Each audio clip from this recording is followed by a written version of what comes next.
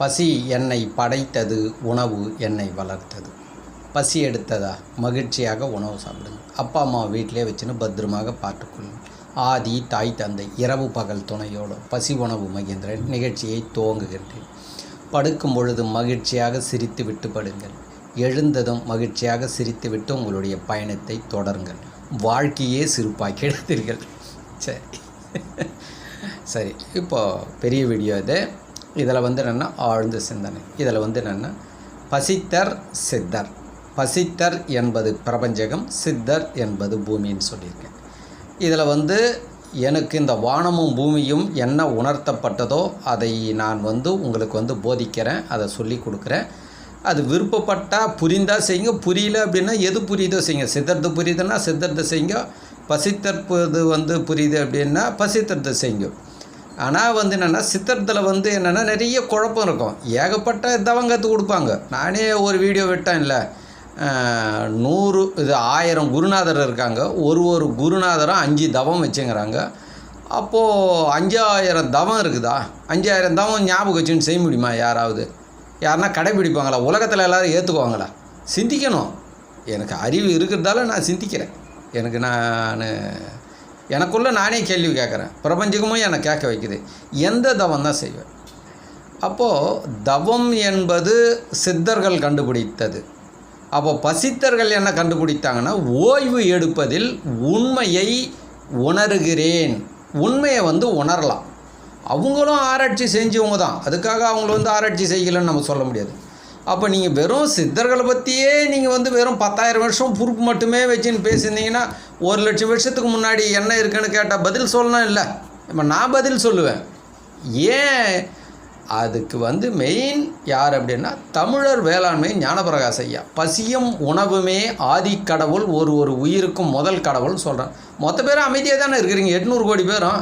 பசியை விட பெரிய கடவுள் எங்கிட்ட இருக்குன்னு யாரும் வரல இல்லை. நீங்கள் பசியை கண்டு பயந்துக்குன்னு தானே இருக்கிறீங்க. கெட்ட வந்தீங்கன்னா ஒரு வருஷம் சாப்பிடாது இருங்கன்னு சொல்லுவேன். நான் வாழ்ந்து காட்டுங்க அண்ணுவேன். உங்கள் கடவுள் ஏதோ பெரிய கடவுள்னு சொல்கிறீங்களே, ஒரு வருஷம் சாப்பிடாது. அதுவும் ஒரு டெஸ்ட்டு, இன்னொரு டெஸ்ட்டு. பஞ்சபூத தாவத்தில் கைவிச்சுனா 10 நிமிஷம். ஒருத்தர் கூட அவ்வளோதான். அதை நான் சொல்ல வேண்டியதில்லை. 10 நிமிஷம் மூக்கு வழியாக உணவு உள்ளே போகக்கூடாதுன்னுவேன். அவ்வளோதான். என்ன ஆகும்? ஒருத்தர் வரமாட்டீங்க. உண்மையை கண்டால் மொத்த பேரை சைலண்ட்டு. அப்போது ஆழ்ந்து நீங்கள் சிந்திக்கணும். நீங்கள் நினச்சிக்கிறீங்க நம்ம பெரிய ஆள், நம்மளெல்லாம் விட பெரிய ஆள் பிரபஞ்சகம். புரியுதுங்களா? அதையும் சிந்திக்கணும். அதையும் சிந்திங்க, இதையும் சிந்திங்க. எது புரியுதோ பயணிங்க. அப்போ பசித்தர்கள் என்ன செய்தாங்கன்னா உண்மையை சிந்தாங்க. இதில் என்னென்னா, இப்போ தவம்னு சொன்னோம்னா ஏற்றத்தாழ்வு காட்டுது. அவங்களாம் தவம் செய்கிறவங்கப்பா ஏதோ பெரிய ஆள் மாதிரி பேசுவாங்க. அவங்களுக்குன்னு ஒரு யூனிஃபார்ம் போட்டுக்குவாங்க. அவங்களுக்கு எதனா ஒன்று போட்டுக்குவாங்க. அவங்க குருநாதர் ஒரு கலர் கொடுப்பார், ஸ்கூல் யூனிஃபார்ம் கலர் மாதிரி. இந்த ஸ்கூலுக்கு ஒரு யூனிஃபார்மு, அந்த ஸ்கூலுக்கு ஒரு யூனிஃபார்மு, அந்த ஸ்கூலுக்கு ஒரு யூனிஃபார்ம்ன்ற மாதிரி இவங்க யூனிஃபார்ம் நிறைய வச்சுருப்பாங்க. பசித்தத்தில் யூனிஃபார்ம்லாம் கிடையாது, குரு கிடையாது. உண்மைக்கு குரு தேவையில்லை. இப்போ தூக்கம் வருதுங்க, தூக்கத்தை குரு தேவையா? அது உண்மை தானே. விழுத்து எழுந்துக்கிறீங்க, அதுக்கு குரு தேவையா? குரு சொன்னதாக தூக்கம் தெளிதா? பசி எடுக்குது, அது குரு தேவையா? ஜீரணமாகுது, அதுக்கு குரு தேவையா? சிந்திக்கணும். உஷாராக பேசுங்க. கேள்வி கேட்பாங்க. அதனால் நீங்கள் பக்குவமாக பேசிவிட்டு உங்கள் குருவை பற்றி போதிங்க. கொஞ்சம் பக்குவமாக போதிச்சுட்டு பக்குவமாக போயிடுங்க. இதுதான் உண்மைன்னா அப்புறம் இது மாதிரி நான் கேட்குற மாதிரி ஏகப்பட்ட பேர் கேள்வி கேட்பாங்க. புரியுதுங்களா? அப்போ குருன்னு இல்லைன்னா உலகத்தில் யாருமே இல்லையா? உலகத்தில் எல்லோரும் குரு ஏற்றணும்னா வளர்ந்த நாடுகள் தான் குருவை பற்றி பேசிக்கிறாங்க. ஆதிவாசிகள் காட்டுவாசிகள்லாம் போய் குருவரெல்லாம் பேசினா உங்களை கண்டு கூட மாட்டாங்க. நீங்கள் பெரிய அறிவாளி அப்படியே பெருசுன்னு நீங்கள் பேசுனீங்க, அங்கே போனால் உங்களை கண்டு கூட மாட்டாங்க. அதனால் கொஞ்சம் யோசனை பண்ணி செய்யுங்க. இப்போ என்னை நான் தான் குருவே இல்லைன்னு அப்புறம் நீங்கள் அங்கே எனக்கு கேள்வி கேட்க போகிறீங்க. புரியுதுங்களா? அதனால் அப்போ பசித்தர்கள் என்ன செஞ்சாங்கன்னா ஓய்வு எடுத்தாங்க. அந்த ஓய்வில் தன் உடலை சரி செய்வது எது அப்படின்னு அவங்க சிந்தித்தாங்க. சிந்திக்கும் பொழுது என்னென்னா, உறக்கத்தில் உடலில் வர உபாதைகள் குணமடையுதுன்னு அவங்க ஒன்று கண்டுபிடிச்சாங்க. அப்போ இந்த உறக்கத்தில் என்ன நடக்குது என்பதை கண்டுபிடிச்சிக்கிறாங்க. இது எப்போ? 50,000 வருஷம் 1,00,000 வருஷத்துக்கு முன்னாடி கண்டுபிடிச்சதை இந்த கலி உலகத்தில் பிரபஞ்சகம் எனக்கு கொடுக்குதுங்க. எனக்கே ஒரு ஆச்சரியமாகுது. எப்படி நான் அப்படி சிந்திக்கிறேனே தெரில. ஆனால் உங்களுக்கு பார்த்தோம்னா இதை இப்போ நான் சொல்லி கொடுத்தேன்னா இதெல்லாம் ஒன்று எதை நீங்கள் அனாவசியமாக பண்ணிக்கிறீங்களோ அது உங்களை வாழ வைக்கும். அனைவரும் ஒன்று கூடுவாங்க. இதில் நீங்கள் தவன்னு சொல்கிறதுல கொஞ்சம் பேர் செய்வாங்க. உங்களுக்குள்ளவே ஏகப்பட்ட பிரச்சனை. முதல்ல உங்கள் குருநாதர் உங்களதுலேயே ஏகப்பட்ட பிரச்சனை வரும். அதில் பிரச்சனைக்குரியது. அப்போ பசித்தரில் என்னென்னா கடந்து வாங்க. அடுத்த வீடியோவில் இதை பற்றி கொஞ்சம் தெளிவாக நான் விளக்குறேன், பொறுமையாக விளக்குறேன். இன்றைக்கி சிம்பிளான பாயிண்ட்டை நான் கொடுத்துட்றேன். நீங்கள் இதை நீங்கள் நேரடியாக ஒரு முறை வாங்க. இது தீட்சை கொடுக்கறது, புரியுதுங்களா, உபதேசம் கொடுக்குறது, இதெல்லாங்க வேலையே கிடையாது. அங்கே குருக்கே வேலை கிடையாது. அனைவரும் உலகத்தில் சமம். படைத்தது என்பது ஒரு ஆளை குருவாகவும் ஒரு ஆளை சிஷியனாகலாம் படைக்கலை.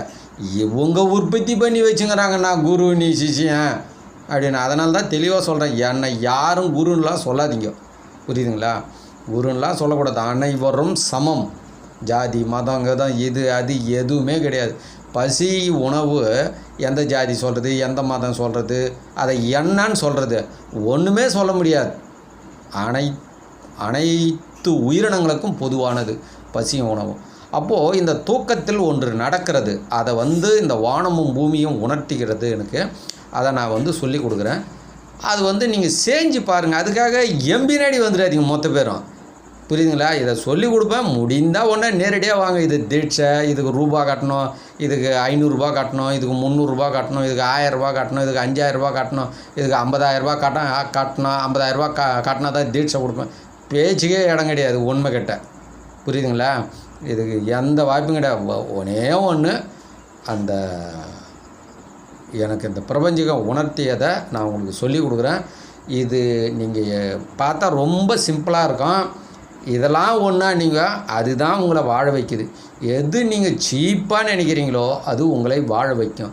எது ரொம்ப உயர்வாக அப்படியே பணத்தெல்லாம் செலவு பண்ணி ரொம்ப பெருசாக கற்றுக்கினீங்களோ அது உங்களை கண்டிப்பாக ஏமாற்றும், புரியுங்களா. இதை புரிஞ்சுக்கங்க. அடுத்த வீடியோவில் அதை பற்றி உங்களுக்கு சொல்லித்தரேன், புரியுதுங்களா. இப்போ நான் செஞ்சுக்கின்னு வரேன். ஒரு சிலருக்கு சொல்லி கொடுத்துக்கிறேன், செஞ்சுட்டு ரொம்ப நல்லா இருக்குது, இப்படி ஒன்று இருக்குதுன்றது தெரில. தூக்கத்தில் இது தான் நடக்குதா அப்படின்னா தூக்கத்தில் இது தான் நடக்குது. இந்த 2 தாங்க கொண்டு வருவேன். இந்த உடலுக்குன்னு ஒரு சுய அறிவுன்னு ஒன்று இருக்குது. என்னுடைய தாரக மந்திரமே பழைய மந்திரம். பிறரறிவை பேசுவதற்கு நான் பிறக்கவில்லை, என் சுய அறிவை பேசுவதற்கு நான் பிறந்தேன். என்னை மட்டுமே நான் மதிப்பேன், என் உடலை பிறரிடம் நான் அடமானம் வைக்க மாட்டேன். இந்த மந்திரங்கள் சொல்லி இந்த சிந்தனையோடு இருக்க தான் இந்த உண்மையை கொடுத்துருக்கு. அதை நீங்கள் செஞ்சு பாருங்கள். அடுத்த வீடியோவில் சொல்லித்தரேன். கொஞ்சம் கொஞ்சமாக செய்யுங்க. அதே இது செய்யுங்க. இது செஞ்சுட்டு இது புரியல அப்படின்னா சித்தர்கள் சொல்லி கொடுத்தது நீங்கள் செய்யுங்க. அதெல்லாம் நான் அதுதான் ஒசி இதுதான் இல்லை. சித்தரில் என்ன இருக்குது, பசித்தரில் என்ன இருக்குது, உனக்கு எது பிடிக்குது. பசித்தறது புரியலையா, சித்தர்த்தை எடுத்துக்கோங்க. பசித்தறது புரியுதா, சித்தரை விட்டு பசித்தர் இல்லைங்க. 2 வேணும்னாலும் 2த்தையும் எடுத்துங்க. சிம்பிளாக சொல்லிடுறேன்.